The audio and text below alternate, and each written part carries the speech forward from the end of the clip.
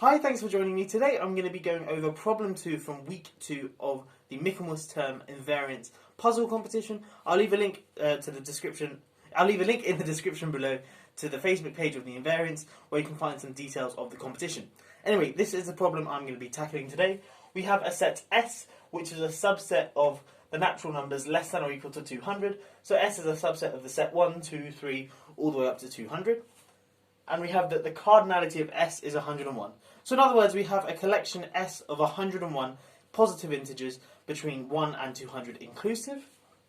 We want to prove that there are two numbers, or at least two numbers, X and Y, in S, such that X divides Y. Okay, so if you want to have a go at this problem, pause the video now and give it a go for yourself, and I'm going to get stuck into a solution.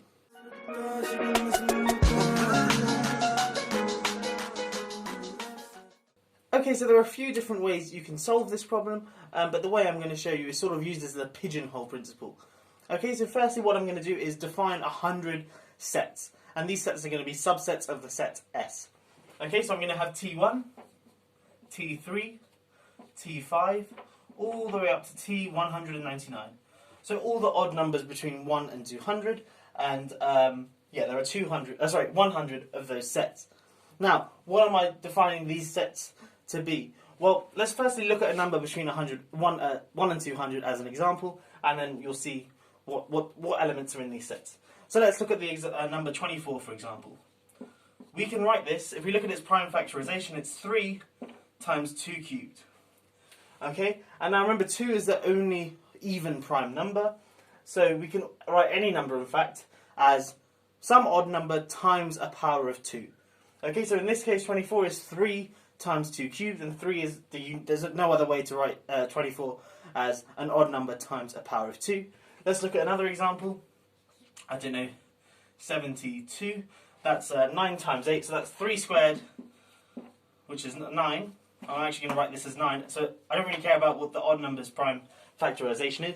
I just want to write this as an odd number times 2 times the power of 2, so this is 9 times 2 cubed. Anyway, I'm going to put 24 in this. If 24 is an S, then I'm going to put 24 in T3. So in T of this odd number here. So if 24 is an S, then 24 will go into T3. And similarly, if 72 is an S, then 72 would go in T9. Let's do one more example. Let's look at 66. This is 6 times 11, so that's 33 times 2 to the 1. So this number 66 would go in T33, provided, of course, 6 is in S. So I look at my list, my set S, which has 101 numbers in, and I go through them, and I put them each in one of these sets. Now, remember, S has 101 numbers in, and I've got 100 sets here. So by the pigeonhole principle, there must be at least one of these sets which has at least 2 numbers in. Okay, so let's call this set Ti. Okay, so Ti has at least 2 elements in, and I'm going to call those elements X and Y. Of course, it could have more than 2, but I only really am interested in it having 2. So it has X, Y, a member of Ti, for some particular I, and X and Y are 2 distinct numbers, and without loss of generality, we'll have that X is less than Y. Now, because X and Y are in Ti, that means that there exists alpha and beta in the natural numbers, or maybe 0 as well, such that X is equal to I times 2 to the alpha, and Y is equal to I times 2 to the beta.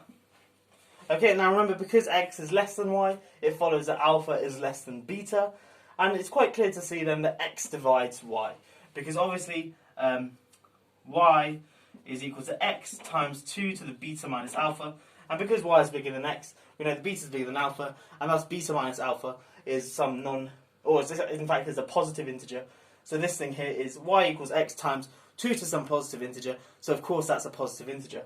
And thus we can conclude that X divides Y. And that solves our problem. Quite a neat solution, in fact. I hope you have enjoyed that solution. It wasn't too bad. You just have to use the pigeonhole principle, and I guess the hardest thing was to try and work out how to get these sets here. But we had 100 sets defined to be an element is in that set if it's an S, and when you write it as an odd number times 2 to the power of something, if you have an element X, say an S, and X equals I times 2 to the alpha, where I is some odd number, then X will be in Ti. Okay, and by the pigeonhole principle, there must be at least one of these sets here with two numbers. Let's call that ti. Take x and y in ti, and without loss of generality, have x less than y. Then you get to this line here. Yeah, it's not too difficult. I hope you have enjoyed this video, and if you are new here, please be sure to subscribe. And yeah, I'll catch you in the next one. Have a great day.